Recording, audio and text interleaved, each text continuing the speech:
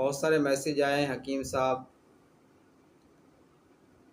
جادو کا اثر نہ ہو، نظر بد کا اثر نہ ہو اور جنات کا اثر بھی نہ ہو، اور اگر کوئی جادو کروائے تو اس کا اثر اسی کی طرف واپس لوٹ جائے، تو کوئی ایسا وظیفہ آپ بتائیں۔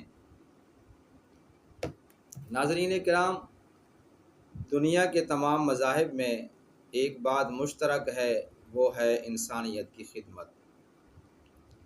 اس میں کوئی شک والی بات نہیں ہے۔ نظر بد سے بہت بڑی تباہی آ جاتی ہے، اور جنات کے اثر سے بھی گھر میں ٹینشن ہو جاتی ہے، اور جادو جو ہے اس کی وجہ سے بھی بہت بڑے مسائل بعض دفعہ گھر میں کھڑے ہو جاتے ہیں۔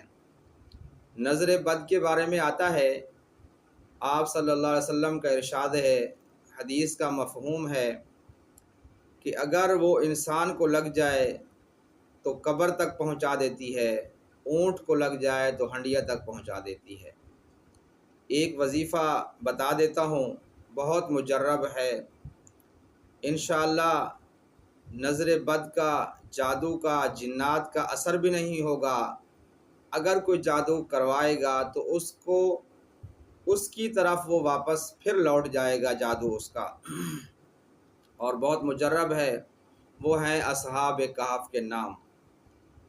بتا دیتا ہوں، ہر نماز کے بعد 11 دفعہ پڑھ لیا کریں، اور کوشش کریں کہ صبح کی نماز کے بعد 3 دفعہ قل شریف پڑھ کر اصحاب کہف کو ایصال ثواب کر دیا کریں، ان کو ہدیہ کر دیا کریں۔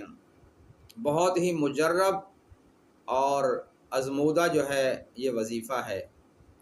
وظیفہ یہ ہے، الہی بحرمتی یملیخا مکسل مینا کشف تب یونس کشافت یونس ازرافت یونس یوا نسبوس و قلبہم قطمیر۔ اللہ تعالی ہم سب کو روحانی امراض سے بچنے کی توفیق عطا فرمائے۔ اللہ تعالی ہم سب کا حامی و ناصر ہو، آمین ثم آمین۔